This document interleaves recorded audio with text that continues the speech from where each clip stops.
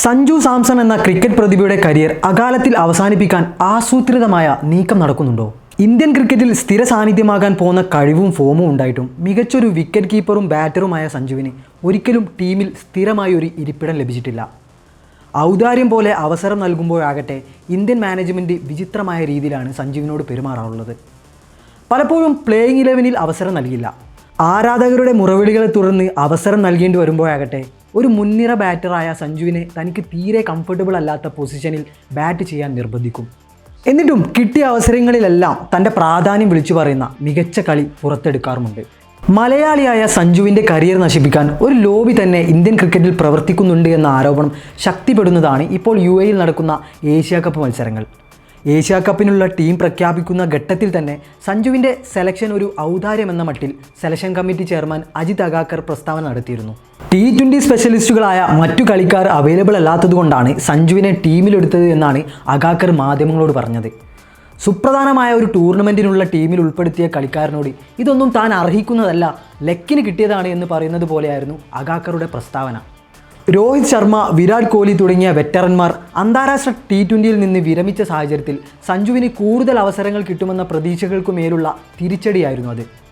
Asia cup തുടങ്ങിയപ്പോഴും ഒരു batter എന്ന നിലയിൽ സഞ്ജുവിനോട് കടുത്ത വിവേചനമാണ് ടീം മാനേജ്മെൻറ്റ് കാണിച്ചത്.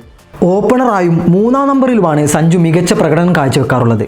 എന്നാൽ ആ റോളിൽ താരത്തിന് അവസരം നൽകാതിരിക്കാൻ ബോധപൂർവമായ ശ്രമമാണ് കോച്ച് ഗൗതം ഗംഭീറും ക്യാപ്റ്റൻ സൂര്യകുമാർ യാദവും നടത്തുന്നത്. 5 പേർ ബാറ്റ് ചെയ്ത പാകിസ്ഥാനെതിരായ ഗ്രൂപ്പ് ഘട്ട മത്സരത്തിൽ 5-ാം നമ്പറിൽ പോലും സഞ്ജുവിന് അവസരം ലഭിച്ചില്ല. ദുർബലരായ ഒമാനെതിരെ 3-ാം നമ്പറിൽ അവസരം നൽകി. അപ്പോഴാകട്ടെ സഞ്ജു അർദ്ധ സെഞ്ചുറിയുമായി തൻ്റെ പ്രസക്തി അരക്കിട്ടുറപ്പിച്ചു. അബുദാബിയിലെ ഷെയ്ഖ് സായിദ് സ്റ്റേഡിയത്തിൽ ട്രിക്കി വിക്കറ്റിൽ നടന്ന കളിയിൽ ഇന്ത്യയുടെ ടോപ്പ് സ്കോറർ സഞ്ജു ആയിരുന്നു. എന്നാൽ സൂപ്പർ 4-ൽ പാകിസ്ഥാനെതിരെ കളി വന്നപ്പോൾ ടോപ്പ് ഓർഡറിൽ നിന്ന് സഞ്ജുവിനെ വീണ്ടും തഴഞ്ഞു.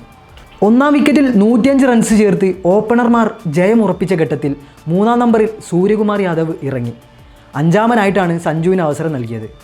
ബംഗ്ലാദേശിനെതിരെ ബുധനാഴ്ച നടന്ന സൂപ്പർ 4-ലെ നിർണായക മത്സരത്തിൽ സഞ്ജു നേരിട്ട വിവേചനം എല്ലാ സാമാന്യ മര്യാദകളും ലംഘിക്കുന്നതായിരുന്നു.